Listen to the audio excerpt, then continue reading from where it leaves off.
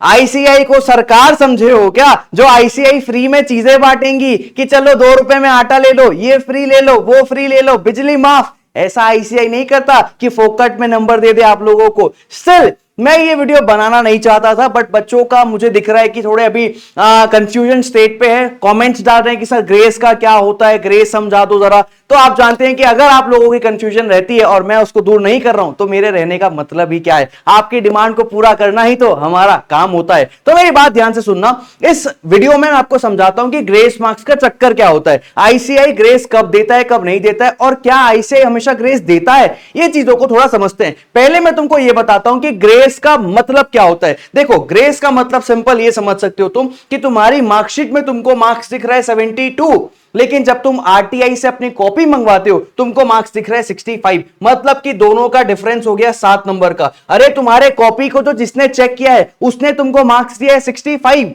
But तुम्हारे marksheet में 72 दिख रहा है, मतलब तुमको 7 नंबर का ग्रेस मिला है। That is called grace marks. Sir क्या आईसीआई ऐसा कर सकता है, ये भी तो एक सवाल बनता है। तो मैं आपको ना इसका एक जस्टिफिकेशन देता हूं, मेरी बात ध्यान से सुनना। ये देखो, ये चार्टर्ड अकाउंटेंसी का भैया रेगुलेशन 1988 का, इसका पेज नंबर 78 पे मैं तुमको लेके जा रहा हूं, जहां इंस्टीट्यूट एग्जाम्स को लेके ना थोड़ी बहुत बातें करता है। देखो एग्जामिनेशन के ऊपर इंस्टीट्यूट बात करता है। यहां पे कहां गया, ये रहा, देखो आ जाना भैया। ओ दादा देखो, एग्जामिनेशन के रिजल्ट्स को लेके ना इंस्टीट्यूट कुछ बात करता है, और यहां पे साफ साफ इंस्टीट्यूट ने ये बात बताया है कि काउंसिल मतलब कि आईसीआई अपने डिस्क्रिशन से यानी कि अपनी मर्जी से रिवाइज कर सकता है मार्क्स ऑफ द कैंडिडेट जो उन्होंने ऑब्टेन किया है, या फिर किसी सेक्शन ऑफ कैंडिडेट की या तो सबका मार्क्स रिवाइज हो जाएगा या तो कुछ पर्टिकुलर का मार्क्स रिवाइज किया जा सकता है ना। मतलब यहां पे कुछ पेपर में या पेपर्स में या फिर एग्रीगेट में भी किया जा सकता है, इन सच मैनर जो उनको कंसिडर्ड लगता है नेसेसरी।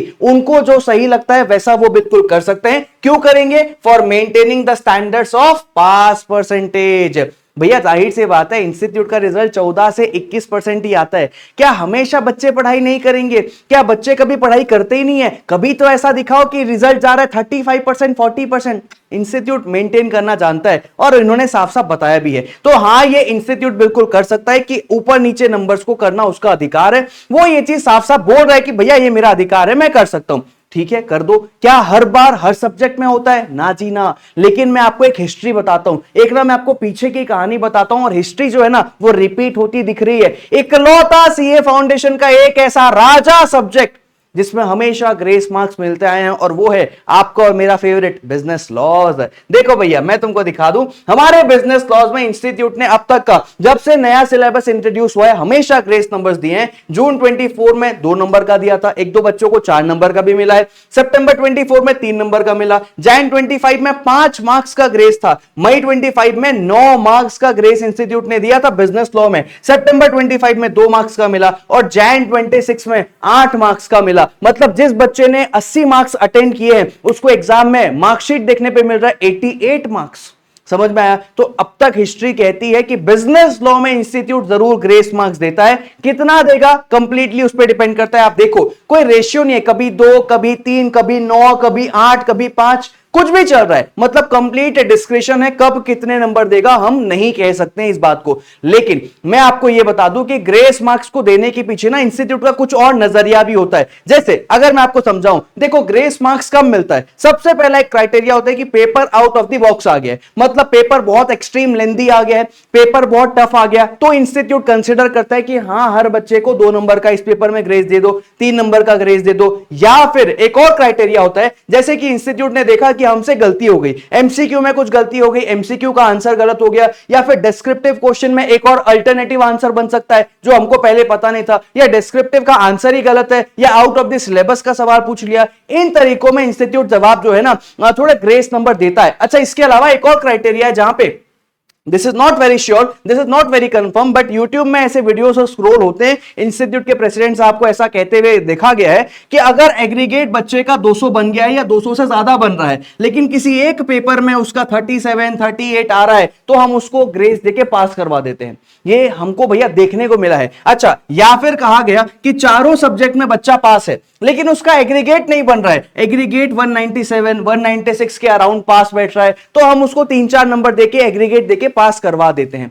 मैंने हमेशा देखा है कि अगर किसी बच्चे का 200 आया है ना एग्जैक्ट, तो ज्यादातर प्रोबेबिलिटी होती है कि उसको ग्रेस दिया होगा, क्योंकि एग्जैक्ट 200 लाना बहुत ही किस्मत की बात होती है और हर बार ऐसा देखने को मिले ये मुश्किल होता है, कभी कभार देखने को मिले ये आम बात है। बट ऐसा होता है कि जिनको एग्जैक्ट 200 मिला है, एग्जैक्ट 40 नंबर मिले, वहां उन्होंने ग्रेस दिया होगा। सर मैथ्स और अकाउंट्स, सॉरी मैथ्स और इकोनॉमिक्स पे तो बताओ क्या कोई ग्रेस मिलता है? मैं कहता हूं मिलता है। कैसे? ये देखो, ये है बोनस। इंस्टीट्यूट बोलता है कि 0.5 को हम 1 कंसिडर कर लेंगे, तुम्हारे लिए हम इतना ही कर सकते हैं, इससे ज्यादा नहीं कर सकते। तो सर ग्रेस मार्क्स को लेके ना जो मिथ चल रहे हैं मार्केट में, या जो मिथ आपके दिमाग में होगा, वो मैं आपको थोड़ा क्लैरिफाई कर दूं। सबसे पहला तो ये कि ग्रेस मार्क्स सब में नहीं मिलता है। इंस्टीट्यूट का नजरिया है भैया किसी सब्जेक्ट में देगा, किसी में नहीं देगा। ऐसा नहीं कि चारों सब्जेक्ट में ग्रेस दे दे, ऐसा कभी नहीं होता। हो सकता है एग्रीगेट में दे दे, हो सकता है इंडिविजुअल सब्जेक्ट में दे दे, कंप्लीट उसका डिस्क्रिप्शन है, हमको कुछ नहीं पता। वो सब इंटरनल उनके भैया ऑर्गेनाइजेशन लेवल पे होता है, हम बाहर कुछ डिस्क्लोज हुआ ही नहीं है।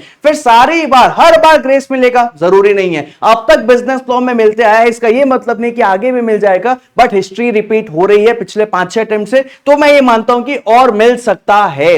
बिजनेस लॉ में आपको ग्रेस मिलने की उम्मीद आप रख सकते हो। 2 नंबर से लेकर 10 नंबर के बीच कोई भी आंकड़ा हो सकता है, क्योंकि अब तक देखने को मिला है। लेकिन बाकी सब्जेक्ट में आप ग्रेस की उम्मीद ना करो तो ज्यादा बेहतर रहेगा। इसके अलावा अभी तक का एवर हाईएस्ट जो हमने देखा है, इंस्टीट्यूट ने 9-10 नंबर का ग्रेस दिया है। ऐसा कभी नहीं होता कि 20-25 नंबर का ग्रेस दे दिया, बहुत सारा ग्रेस बांट रहे हैं, फोकट के नंबर बांट रहे हैं, ऐसा नहीं होता है। तो ग्रेस मार्क्स को लेकर थोड़ा ओपन रहो। मिला तो वेल एंड गुड, नहीं मिला कोई बात नहीं भैया, हम पास हो भी सकते हैं, नहीं भी हो सकते थे। ग्रेस के ऊपर हम डिपेंडेंट नहीं रह सकते, हमारी प्लानिंग हम ग्रेस मार्क्स को लेके नहीं कर सकते। कोई बच्चा बोलता है सर इकोनॉमिक्स में 39 आ रहा है, इंस्टीट्यूट ग्रेस मार्क्स दे देगा क्या? हम कह नहीं सकते, कंप्लीट उसका डिस्क्रिप्शन है। हाँ 39.5 हुआ है, 40 इंस्टीट्यूट जरूर कर सकता है, हम ये कह सकते हैं। क्या तुमको बात समझ में आई? तो पूरा ना तुम समझ लो कि कुछ कह ही नहीं सकते, कुछ हम बोल ही नहीं सकते कि क्या होगा क्या नहीं होगा। ये इंस्टीट्यूट का नजरिया है, अब तक का बिजनेस लॉ में मिलता है। बाकी सब्जेक्ट में तुम जानते हो 3 क्राइटेरिया मैंने बताया है, इसी के बेसिस पे इंस्टीट्यूट जो है जनरली ग्रेस नंबर देता है। बाकी आप ज्यादा ग्रेस पे डिपेंडेंट मत रहो, मेरा यही आपको कहना रहेगा। बस इसी के साथ इस वीडियो को एंड करते हैं, बाकी मुलाकात करेंगे सर किसी और वीडियो में। अपना और अपनों का ध्यान रखिए। Till then take care, bye bye.